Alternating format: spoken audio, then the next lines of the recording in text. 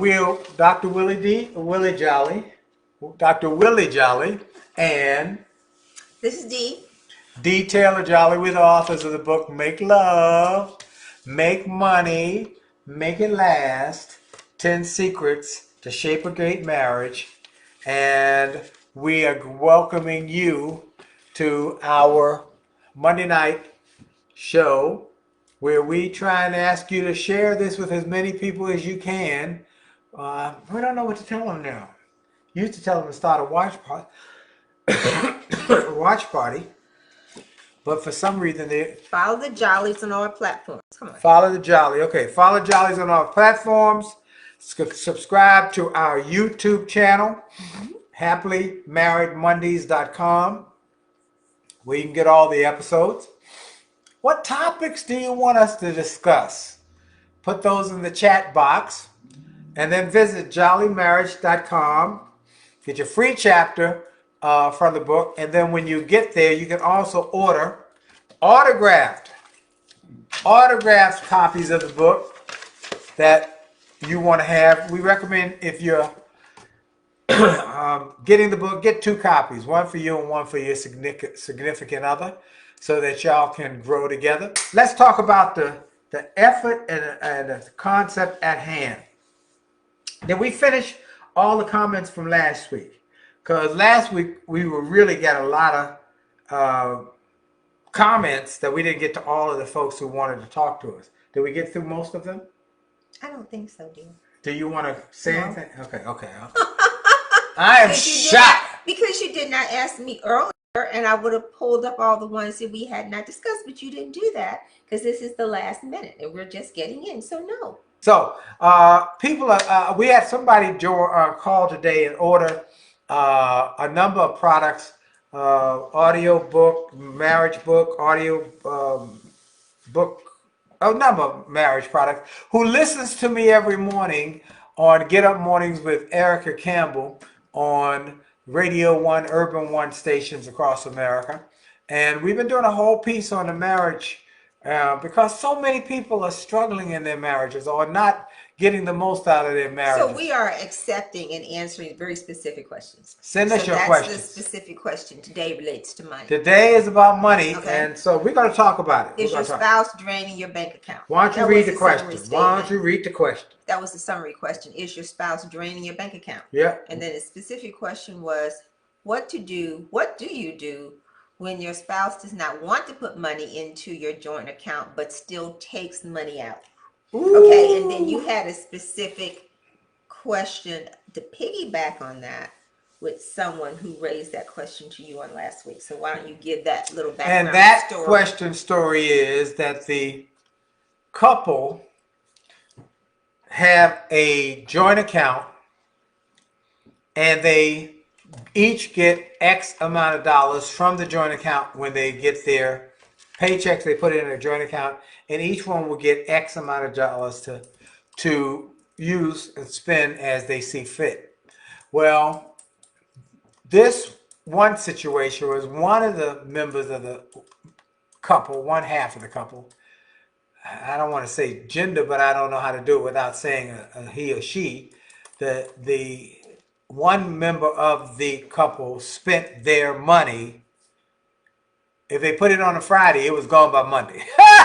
And so the other one said, this is not working for me. And what do you do then? What do you do? So some drama. Sharice Crawford, you know we love you. And Tony Bernard Wagner. So to go back and summarize. And then William Redmond, hey, from Roosevelt, class 80. Getting married soon. Oh, congratulations. Yeah, y'all definitely need to get these books. Get 2 copies, William. And we've got a lot of people who are getting married right now. Couples and money. All right. So they agreed that they will put whatever portion into a joint account. Right. And that there would be a baseline that you would not spend below. They wanted to have $1,000 that always stayed. Always was the base amount in that joint account. Right.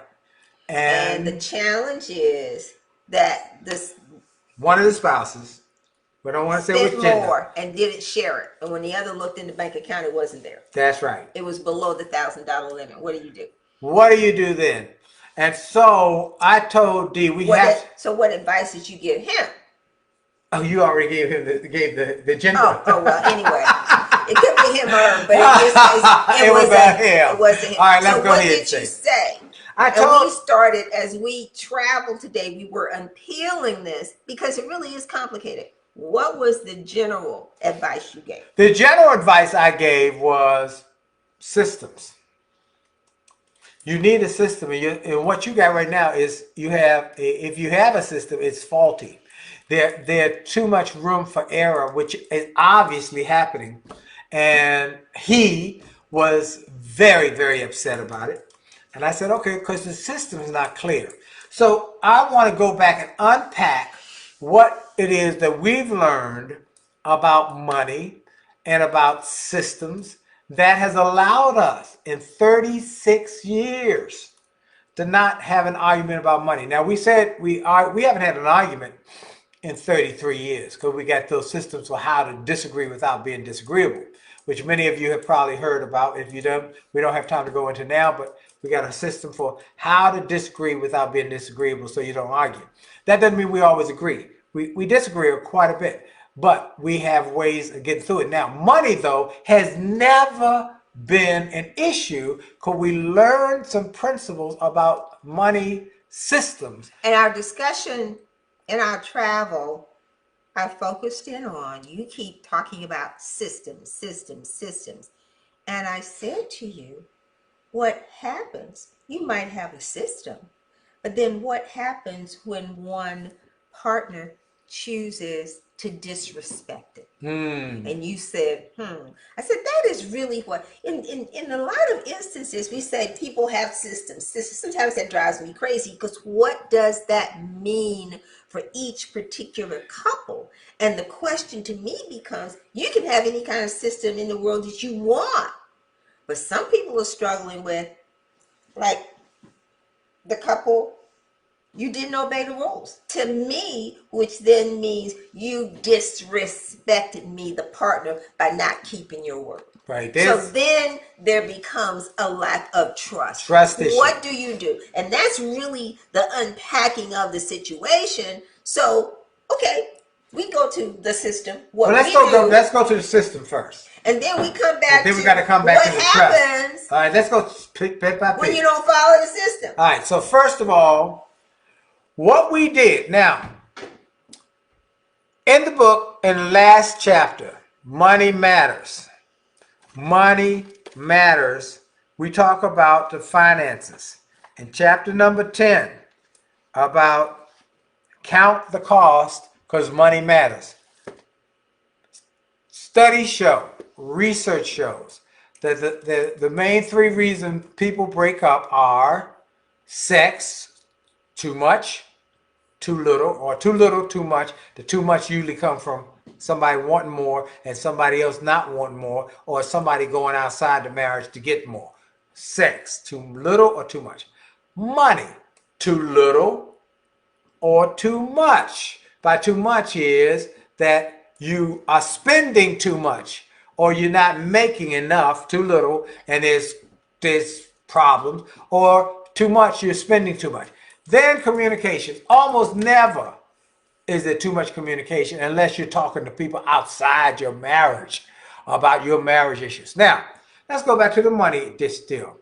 Many people break up with money because they don't have this system. So we got this system early on in our marriage that helped us. First of all, we have in the book, and we want to encourage everybody to go get the book. Everybody, we will autograph it to you. We want to make it special. Go to jollymarriage.com, get 2 copies. But in the book, chapter number 10, we talk about the 3 pots that we have found in all our research that successful couples have been able to negotiate.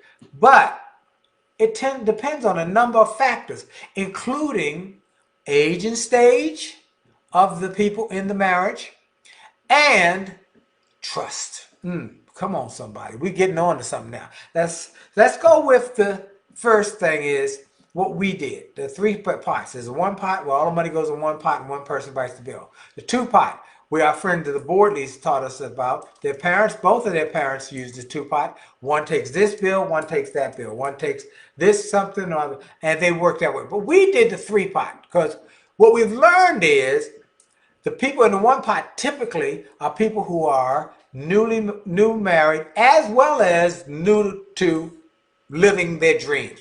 They are right out of college, right out of high school, or they get married. They don't have anything. They get an apartment, and they're starting off with ground zero. Part number two are people who got a little something. They got a little something. They might have a small house, or they might have a car, but they got their own bills. They're used to paying bills. So they continue that paying bills because one take this, one take that. But then the third one is people who are a little older than that, typically in their 30s, mid-30s, late 30s, who have maybe bought a home, have a mortgage, have retirement, 401k, all of that. And they have a home, and they maybe have children or not. And they're used to running their own shop, making their own decisions. What they did, we found with people with three pot. One would have a bank account, another would have a bank account. They created a third bank account, a household account. That's what we did because she had her own life. She had a house. I had never moved in a home, but I was very. He had never lived without his mama. I had never lived at my mama's house. You better believe that's right. I lived in my mama's house till I got married. My so that mama is not a bad thing. Yeah, it's a you good know thing. how people make fun of, well, you still living at home? Yeah. No. It all depends upon the particular set of circumstances and the individuals involved. Right. So I came, but I was frugal. Everybody knew I was frugal. Still am. Anyway, so I had a bank account. She had a bank account, checking account.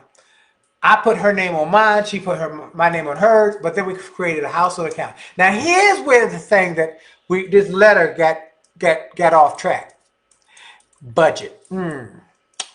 Budget. Creating a budget. A household budget. What are the bills you must pay every month? These are you gotta bills. You gotta get these paid. And you budget out. So you know how much the utilities, the mortgage, the food, the gas, whatever it was. We had a budget. We created a household budget. Now I said when we were traveling today. So some people don't like that word budget. That's it right. Makes them upset. Yep. And it makes some people think, oh my God, I can never do this.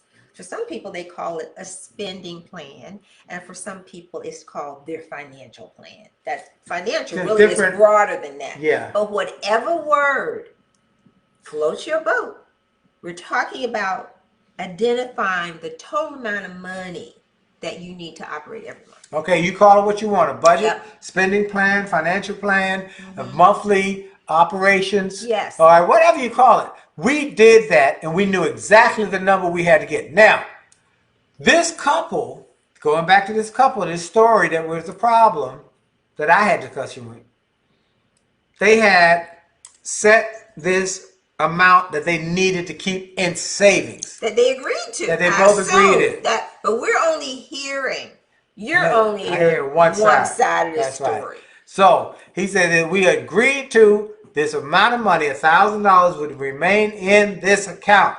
It was for savings. It was for rainy day fund. One day she comes home and says, I spent $800 of the $1,000. He said, but you didn't ask me. He's teed off and it's gone bonkers. Okay.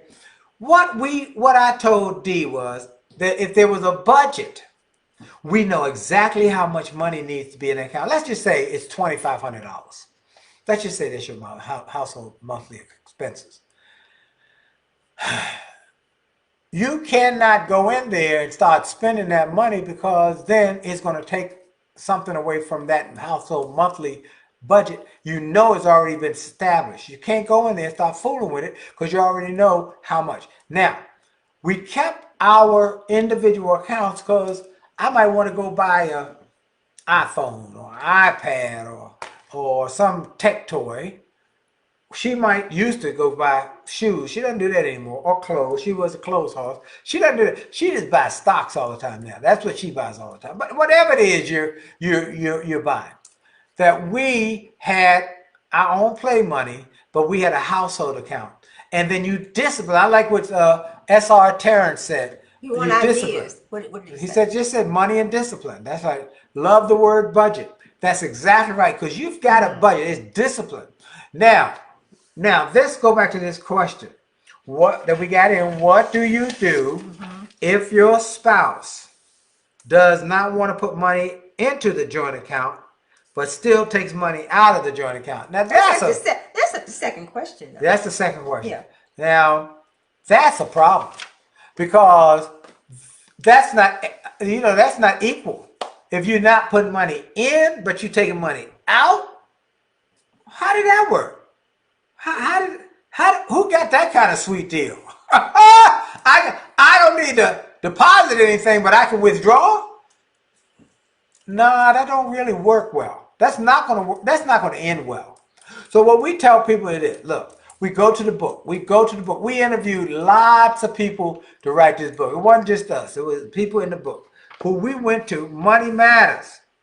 Here's some of the things we talk about. One, get on the same page by first discussing how each of you view money, how you view debt, how you view savings, how you view investing, how you view in retirement and financial freedom. See, one of the things that people come to the marriage with is with their history and their perspective about money. They feel that some people feel money is. I had a guy who had a philosophy. Hey, yeah, his philosophy was ain't no price on fun. I'll never forget him telling me that. Ain't no price on fun. I bet he was in the music industry too. I don't know what he did. We were together somewhere, and he said, And I have an issue with that. I know you do. But he said there's no price on fun. What? There is a price. He just says spend, spend, spend. So what you got to do is that's his philosophy. Let me tell you something, folks, I've learned. Everybody has a philosophy. Everybody on life. They have a philosophy that life is hard and then you die, or they have a philosophy that life is wonderful and that you got to go through the challenges, but it's still wonderful. What is your philosophy? What's your money philosophy? Some people have, which is really something that you should have discussed before you got married, but we did not discuss it before we got married because we went out to lunch and came back married. That's the truth. So there's we have to be willing to learn and to adjust. That's right. So I think the point that you're making that we did discuss in the book, and I think that's point one or two, is that you really need to discuss how you see money. How you see money, what you think about money, how you value it. If it is, well, I'm making it and I'm spending it and I'm working, I've got a 9 to 5 and I can live from paycheck to paycheck. Yeah. When the government shut down, several years ago, the government workers, when the federal government shut down. I'm talking pre-COVID. Yeah. And we talk about all the good government workers, and many of those good government workers could not go to paychecks without stuff being upside down. That's because they would spend up to the limit every month. But they knew their money was gone. How they view money. Okay, how do you view money? Okay, so when Basil said, so what are the pros and cons about having joint and individual accounts? That's a good question. Great question. Let's talk about that for a second. What are the pros of having a joint? Or a combination of the two. We have a combination of the two. We have a combination of two, but we have no secret accounts. No secret accounts, no secret agendas. William Redmond, how do you order the book? Thank you for asking. JolleyMarriage.com. JolleyMarriage.com. And when you do, you'll have a place on there so we can tell you how we want to autograph it. One to William and then one to your significant other. So get 2 copies of the book. We give a great deal for 2 copies, almost for the price of 2 for the price of 1, just a little more than 2 for the price of 1. And get it and get the workbook, get the whole bundle. You can get the whole bundle. You get 2 books, 2 workbooks, audio book. One lady got one today, an audio book, so she can get it in her car. And then the what else? Get the audiobook and you get the CD on seminar on CD. Okay, that's Andrew's question. All right. So Pros to having a joint account. Pros to having a joint account is, first of all, you should never have any hidden accounts. Okay. And he said pro says SR Terrence says pro is it stops confusion. Absolutely, but it stops dishonesty. That's the right word. Dishonesty, and people are not honest about the money, and so we are honest. We know all of our monies, and and here's also pro. One day you're gonna die. We were at a dinner tonight where we talked about the one of the people at the dinner is a Kaiser Permanente chaplain. She's a Kaiser Permanente. She's a chaplain. Chaplain, but she's had a certain word, a solace chaplain, or she deals with, her focus is people who are palliative, are involved in palliative care, and she works with the doctors to have difficult, uncomfortable conversations with the patient and the patient's family. All right, so because they're not prepared. Right, they're not prepared. So what happens when one of y'all gonna die one day, and there's a mess? Y'all all know people who have not talked about the money, have hidden accounts. Well, let's just say you don't have to talk about it. You don't even know what the account number is. You have the lady. We're gonna say it. The lady who her husband did not tell her any of the accounts. He died of COVID, and she could not access the money, didn't know where it was a mess.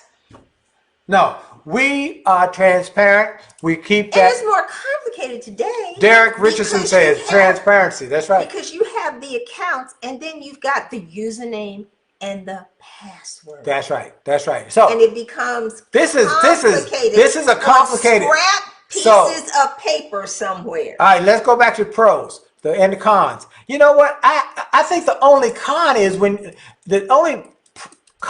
when you're not doing what you promised you do. Okay. Now, this couple, they had a deal. They discussed it. $1,000 always stays in the account for a rainy day, for emergencies. She went in and took $800 for something she wanted without discussing it with her husband.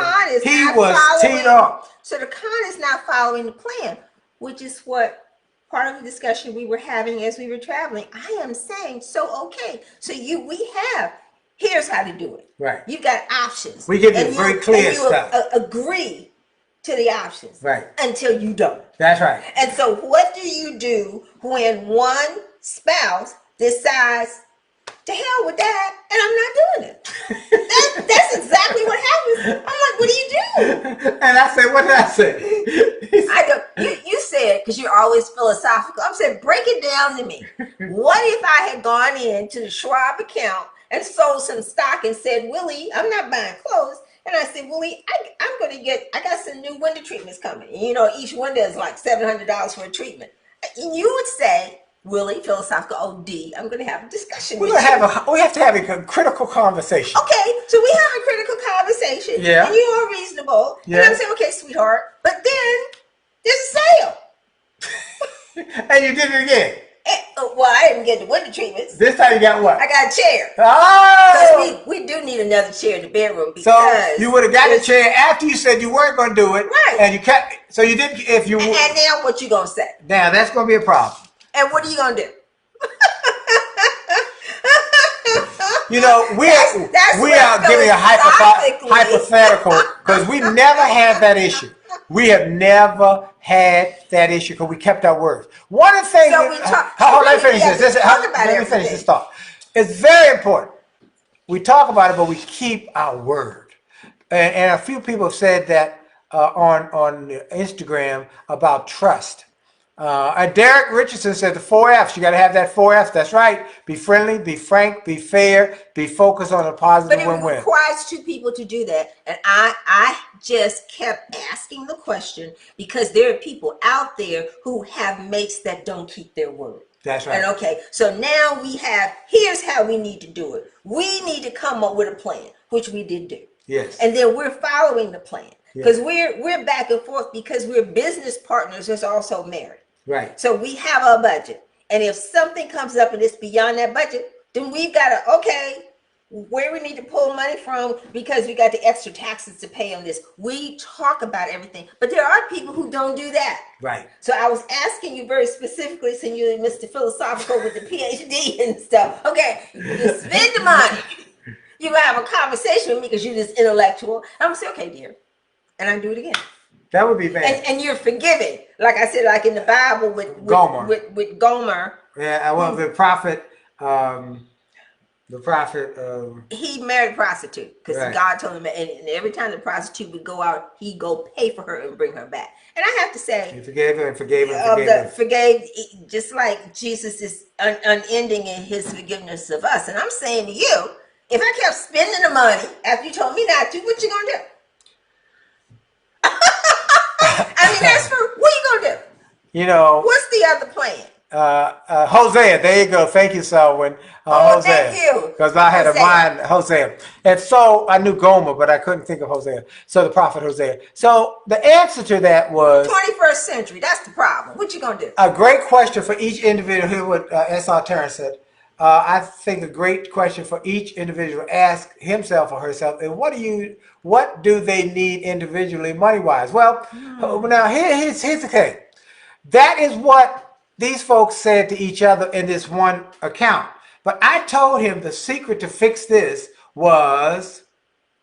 is that you go to the three-pot. One, he has an account, she has an account, you make a household account. Mm-hmm. This household account is built on a budget. The budget must be met. She puts her part into that, he puts his part into that, and one of them, probably him, only writes the checks. If there's a check to be written outside of that, they must discuss it. Okay? So you set that up. We have never had an argument over money because we had that system. So what if she does that again? But she can't get access to do it again. That's what I'm saying. He's writing the checks. All right, because they set up a system. The system because works. He doesn't trust her. Okay. I'll go with that. Look, our time is up. Oh, this is a good one. Did y'all want more of this? Do y'all want more of this? Look, S.R. Terrence said what you said earlier. Almost identical. D said, shut the account. Shut the account down. That's what you said, remember? Said, I shut the account down. I said some other things too that I really can't say here because we are a loving couple and I can't say it. But yes, that's exactly what D said. Shut the account down. Because I'm getting to the trust is gone. Yep. All right, okay. Look, our time is up. Let me go through these things with you. Follow us, the Jollies, on all our platforms. In fact, here's what I want y'all to do. I want y'all to send a note to OWN Television. We haven't been on Black Love. We ain't been on there. What's up with that? We haven't been on Black Love. What's up with that? They got folks been on there who've been married a year. We've been married. They're more entertaining than we are. Oh, man. So, are they famous, all right? Call them and say, what's up with y'all? Y'all should have the Jollies on. Yes. Hit that OWN and bomb them. We should start that. Yeah. All right. Follow the Jollies on all four platforms and send notes to all of those who don't use us on their television show. Then, subscribe to all our YouTube channel. One channel, Happily-MarriedMonday.com. Get all the episodes. What topics do you want us to discuss? Do you want us to discuss this topic more about money next week? Because we will if you say so. You can always email us at info@williejolly.com, info@williejolly.com. And then visit jollymarriage.com. Get the book package. It's $150 for the book package. 2 books, 2 workbooks, an audio book, and a CD seminar. Or you can just get the 2 books. But whatever you do, get it. And get it and go to Jolly Marriage. We will autograph it for you. So, jollymarriage.com. Congratulations to William Redmond Jr. on getting married. We want you to stay happily married like we are. We are happily married 36 years. We have a ball together. We giggle and laugh at night in bed, and we talk to each other all day long, and I love her. I tell her, you leave me, I'm coming with you. Come on, somebody. Anyway, we got to go. Our time is up. This is Dr. Willie Jolley. And this is D. Taylor-Jolley. And we the Jollies. See y'all later. Good night. God bless you. Jolly out.